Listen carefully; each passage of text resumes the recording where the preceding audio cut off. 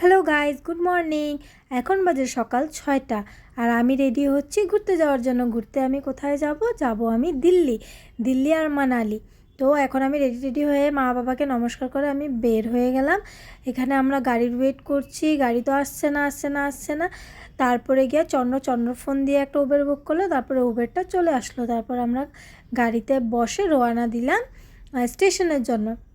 Guwahati station, যেহেতু আমি গুয়াহাটি থাকি তো আমি গুয়াহাটি স্টেশন হয়ে যাব, কামাখ্যা স্টেশন হয়ে যাব না, কারণ ওখানে কম টাইম থামায়। তো আমরা ওখান থেকে গুয়াহাটি স্টেশনে আমরা যাচ্ছি। এখন গুয়াহাটি স্টেশনে গিয়ে আমার তো গুয়াহাটি স্টেশন দেখে মজা লাগলো, কারণ আমি ফার্স্ট টাইম গুয়াহাটি স্টেশন গেলে, বেশিরভাগ আমি ফ্লাইটে জার্নি করি।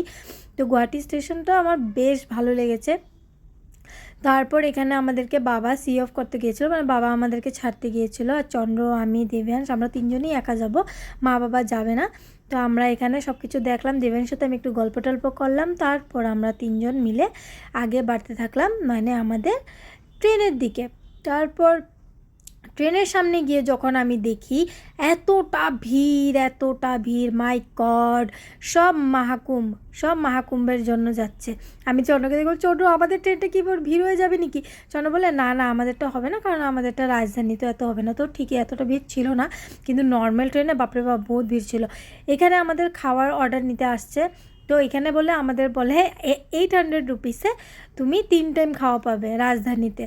তো আমি তো অ্যাকচুয়ালি ট্রেনের খাওয়া খাই না, কিন্তু যেহেতু চন্দ্র খায় তো চন্দ্র নিয়েছিল, তো আমারটাও নিয়েছিল। কিন্তু আমি একদিনও খেতে পারিনি, আমি খালি জাস্ট তোমাদেরকে দেখানোর জন্য ভিডিওটা বানিয়েছি, কিন্তু আমি ট্রেনের খাওয়া একদম খেতে পারি না।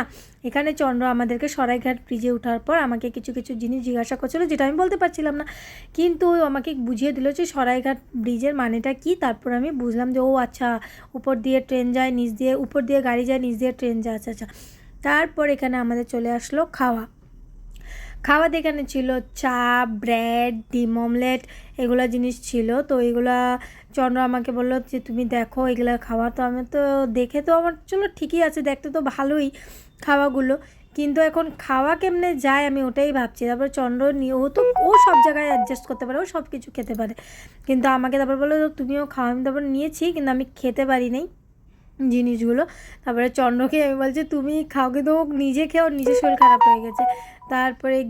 তারপরে এখানে চলে আসলো আমাদের জুস, কিন্তু জুস তো আমি খাই না। তো এখানে আমার গুড্ডু জুস দেখে, গুড্ডুর জন্য জুস নেওয়া হয়েছিল, গুড্ডু ঘুমিয়ে গেল।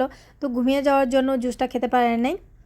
ওর বেচারা ট্রেনে জার্নি করে এতটা ঘুম পেয়েছে, আমি নিজে টায়ার্ড হয়ে গেছি, আমার নিজের শরীর খারাপ লাগছিলো। দেবাংশ তো অনেক ছোটো, কিন্তু তাও অ্যাডজাস্ট করেছে। এখানে ঘুম থেকে উঠেও বিস্কুট খাচ্ছে, তারপরে জুস খাবে।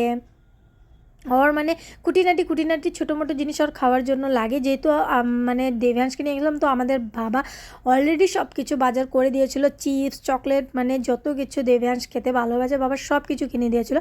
তো আমরা ট্রেনে এগুলো জিনিস নিয়ে গেছিলাম, আমিও ওগুলো জিনিস খেয়ে থাকছি, দেবাংশও ওগুলো জিনিস খেয়েছে, কিন্তু ওর জন্য রুটিও নিয়ে গেছিলাম, যেহেতু দেবাংশ রুটি খেতে খুব ভালো পায়।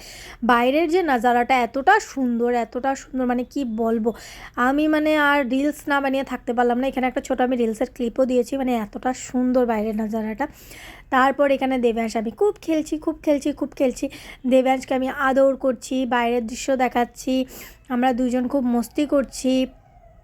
তারপর এখানে গিয়ে আমরা মস্তি করতে আমাদের টায়ার্ড হয়ে গেছে। তারপরে আমাদের হয়ে গেলো রাত্রে নাজারা দেখো, মহাকুম্ভের জন্য মানুষে কীভাবে স্টেশনে ওয়েট করছে ট্রেনে ওঠার জন্য। তারপর পরের দিন মর্নিংয়ে, রাত্রে আমি ঘুমিয়ে পড়লাম, তো আমি ভিডিও বানিয়ে, তারপর মর্নিং দেবাংশ জুস খালো আর আমাদের বলে ফটো মারবে, ভিডিও করবে। তো আমি বললাম কর।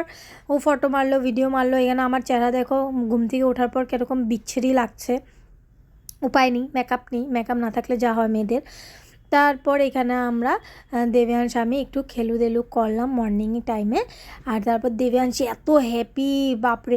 ওখানে তোমার জানালার সামনে বসে ও মানে বাইরে, কিন্তু দেবাংশ একটুকু জ্বালা যন্ত্রণা করেনি, ও এতটা মানে মস্তি করছিল মানে ট্রেনে, ও মানে খুব ভালো বেজেছে জার্নিটা।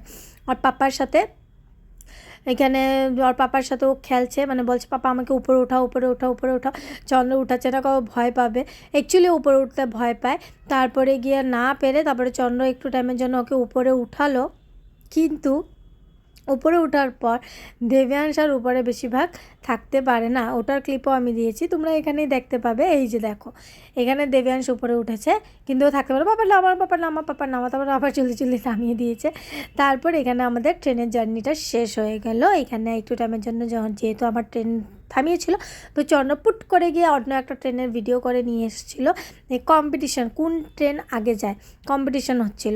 তারপর এখানে আমরা ট্রেন থেকে নেমে গেলাম দিল্লি স্টেশনে। নেমে এখানে আমরা কুলি ধরে নিয়েছিলাম, কিন্তু কুলি পাচ্ছি না, তো আমার হাজব্যান্ড আছে, তো আমার হাজব্যান্ড